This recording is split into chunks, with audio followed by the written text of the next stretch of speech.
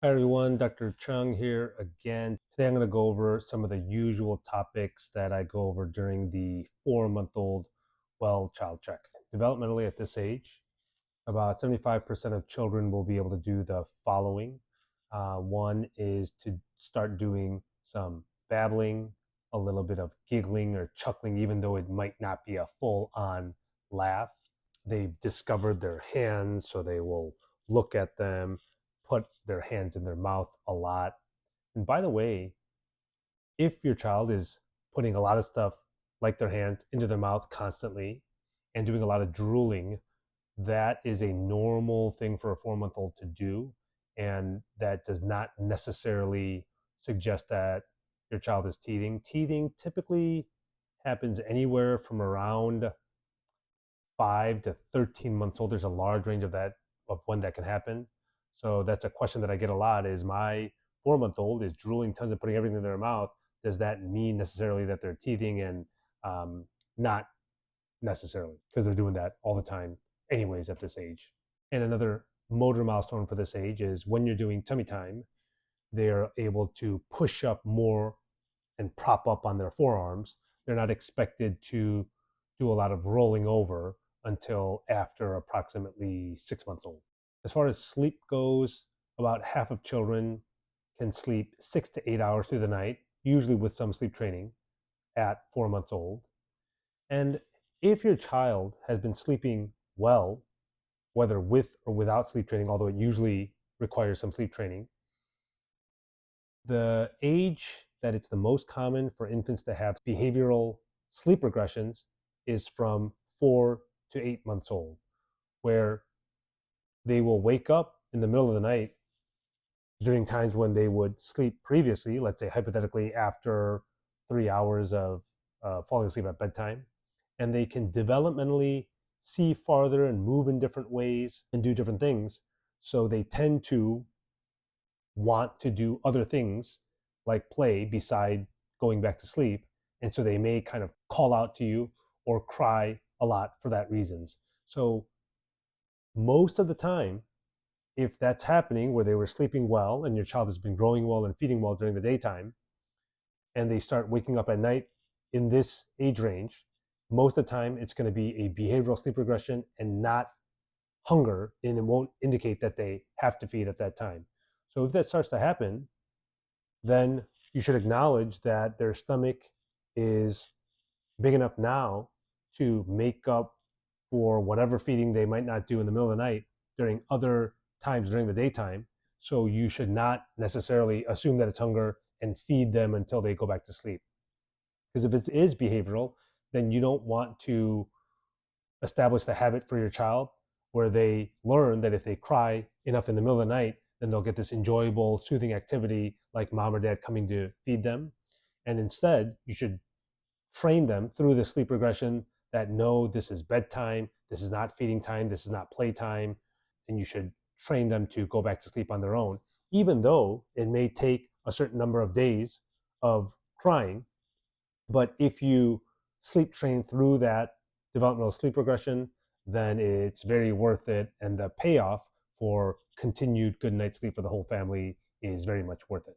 As far as feeding goes, typically a 4-month-old will need to be offered milk, whether it's directly from the breast or from the bottle. They'll need to be fed approximately 4 to 6 times per day. Like I've always said, if your child is doing well with feeding more frequently, then there's nothing wrong with that. But the rough estimate of how many times they need to be fed is approximately 4 to 6 times per day. And again, common to be able to feed enough during the day to not have to keep waking up and being fed in the middle of the night. And if you're doing some amount of bottle feeding, then the rough estimate of what they'll take at a time is 4 to 6 ounces at a time. And of course, if you're breastfeeding, then it's like this whole time, it's totally fine to just breastfeed your child until they're full and you don't need to know how many ounces they're taking from the breast. Obviously, it's not really feasible to know exactly. And if you are doing some bottle feeding and your child is taking more than 6 ounces, then that's not problematic, as long as the higher volume is not making them spit up a lot. Some amount of spit up is normal because the spit ups or reflux peaks from 2 to 6 months old and then classically gets better after that.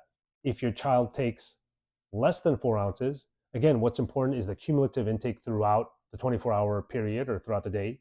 So if you're feeding more frequently and feeding less volume, but they're getting the same daily amount as a child who's taking higher volume and less frequent times per day, then that's totally fine. And sometimes you might need to do that if your child has significant reflux and they tend to spit up with larger amounts. So typically 4 to 6 ounces at a time, but those aren't rules that you have to fit within those guidelines or volumes. And we always cater everything to the needs of the specific child.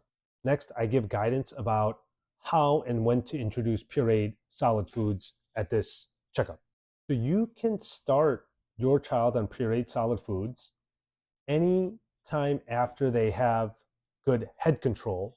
And I test that by pulling the child up while they're laying down from under their arms and seeing at this age if they're able to stabilize their head and it's not flopping backward, but they have increased muscle tone and muscle strength in their neck and they're able to keep it steady as we pull them up by their torso or under their arms, which happens typically at around 4 to 4.5 months old. So the general guidance is that as long as that's happening, you can start some pureed solid foods anywhere from 4 to 6 months old. So if you prefer to wait until closer to 6 months old, that's fine. If you want to start as early as 4 months old, if your child has good head control, which we check at the 4-month-old checkup, then that's also appropriate. In my opinion, there's more benefits to starting a little bit on the earlier side rather than any theoretical negatives about that, because it just gives them a chance to get used to different tastes and textures sooner.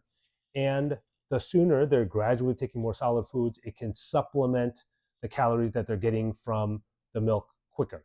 So you're allowed to start solid foods anytime from 4 to 6 months old. When you start, you would take any food that's pureed and soft and mushy. You would take it with a spoon, kind of put it up to his or her mouth. And there isn't a specific amount that they're supposed to take.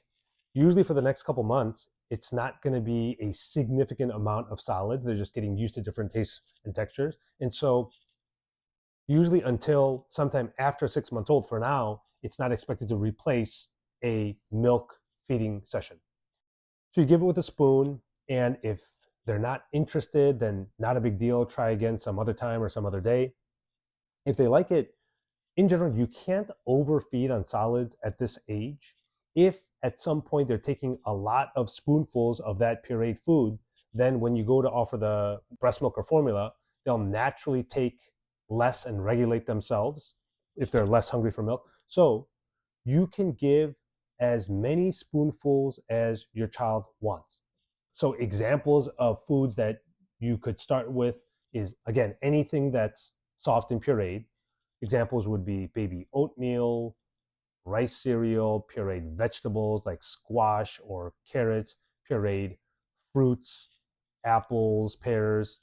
You can just put anything in a blender or food processor, or you can buy the store prepared jar or pouch foods and serve with a spoon.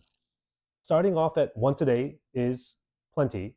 If at any point you feel like they're enjoying this, you're enjoying this, and you want to do more than once per day, you definitely can, but there isn't any rush.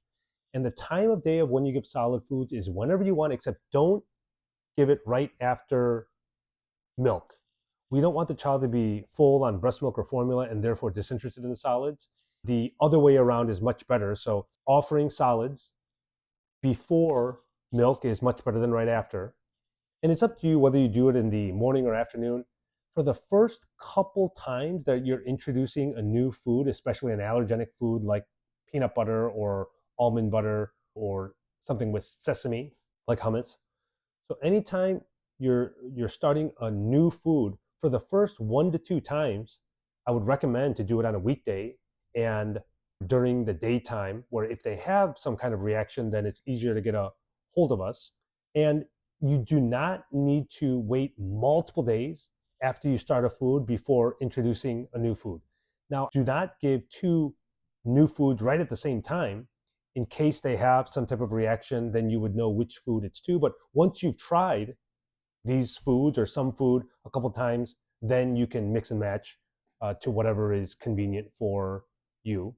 And As far as allergens go, let's say you're giving a food for the first couple times and they have some type of rash reaction localized to around their mouth, but nothing else, then usually it's irritation that isn't related to a food allergy and nothing that you need to be worried about. And if you want to try to prevent that in the future, then before feeding, then you can apply any type of moisturizer on their cheeks or around their mouth or on their face. Mild reaction might look like the following, where you give a certain food and within 30 minutes, they would have potentially a blotchy, red, pink, raised rash, more widespread throughout their body. If that happens and there's no other more severe symptoms, then you would stop the food. You could give a dose of Benadryl. Zyrtec is approved for 6 months old infants and up. Zyrtec is a better version of Benadryl where it acts just as fast, it's just as effective, it lasts longer, and it has less side effects where it doesn't make a child drowsy. So you can purchase liquid Zyrtec, children's Zyrtec, which are the same thing, and have that on hand. And if you were to give that to your child, then the dose would be 2.5 milliliters by mouth.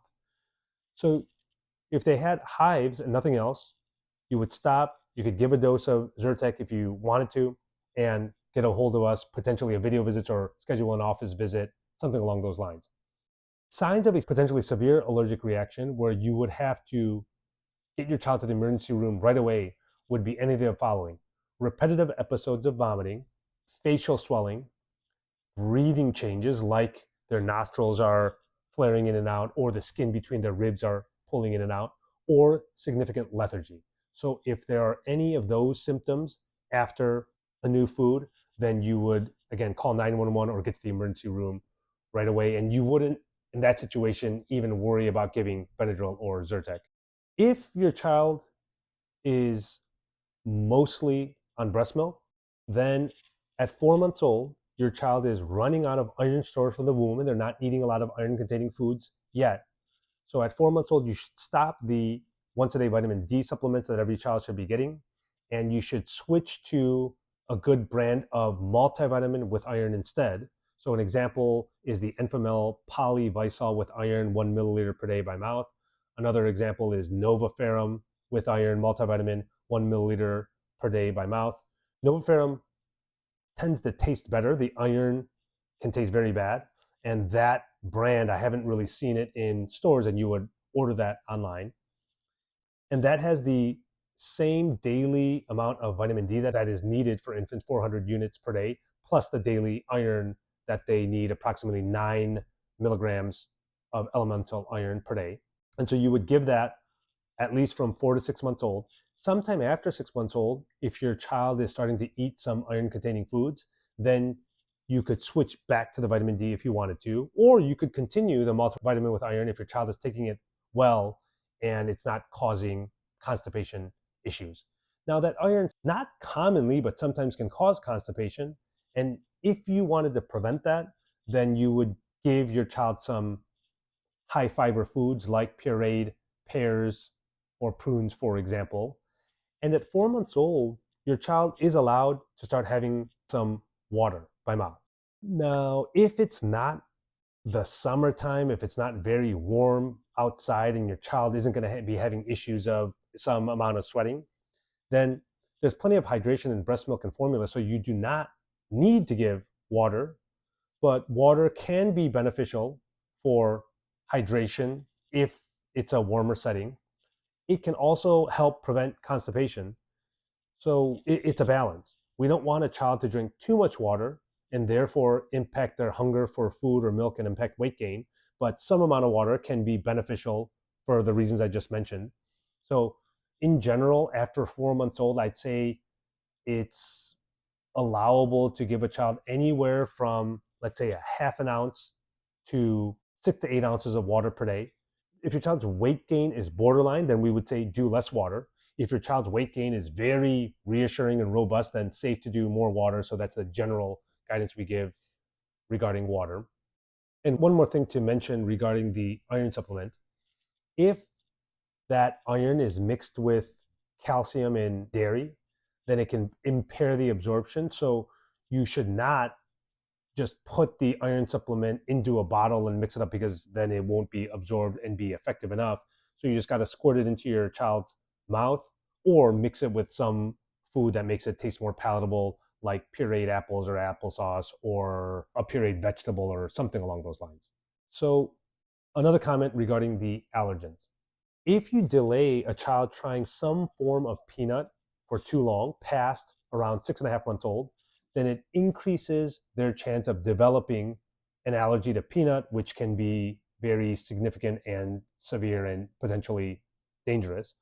So don't give peanut butter as one of the first foods that you try, but after your child has tried a couple solid foods, then you can introduce them to a peanut containing thing like Bombas or peanut butter whenever you want. Again, make sure you do it before 6.5 months old.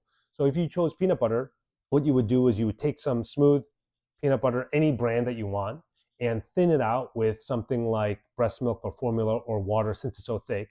And then you would just give it to your child with a spoon. And the amount you would give is approximately 1 to 2 teaspoons. And do that, if they tolerate it well, at least 3 times a week for a few weeks. And this will be considered exposing your child enough to decrease the chance of peanut allergy. The other allergens, it's recommended to expose your child to egg before 9 months old, and to expose your child to the other allergens before 12 months old. So the other allergens, for example, would be almond butter or any other nut butter, fish, shellfish, sesame in something like hummus, and other dairy products like yogurt. So if you want to do those other allergens earlier on, that's totally fine, but they aren't as time sensitive as the peanut exposure. And I get a lot of questions about baby-led weaning. So I don't recommend doing straight baby-led weaning. I do believe that if a child is having small pieces of finger foods before around 8 months old, then there is an increased risk of a choking hazard. So that's why I said to keep it all mushy and pureed. And I recommend that until approximately 8 months old, when soft, small pieces of finger foods become safer. Until then, if you wanted to do some elements of baby-led weaning, then that's allowable, but I would not rely on that as the sole amount of solid food feeding for the next couple months. So an example of what that might look like would be, you're allowed to have your child grab some avocado spear where the tip isn't going to break off, some type of firm piece and get caught in their throat, or like a chunk of banana or steamed broccoli or some kind of soft bread. So they're allowed to hold on to something and gnaw on it, mostly for enjoyment or just that developmental progression of grabbing things on their own. But I would do a hybrid approach if you're going to do that, with offering pureed foods where you're helping them with a spoon. And so I would not recommend strict baby-led weaning for the reasons that I just said. So those are the usual main topics I go over at the 4-month-old checkup. The next video will be about the 6-month-old checkup, where we'll discuss advancing solid foods. And again, as they get older, how you would introduce small pieces of soft finger foods. That's it for now. Until next time, bye everyone.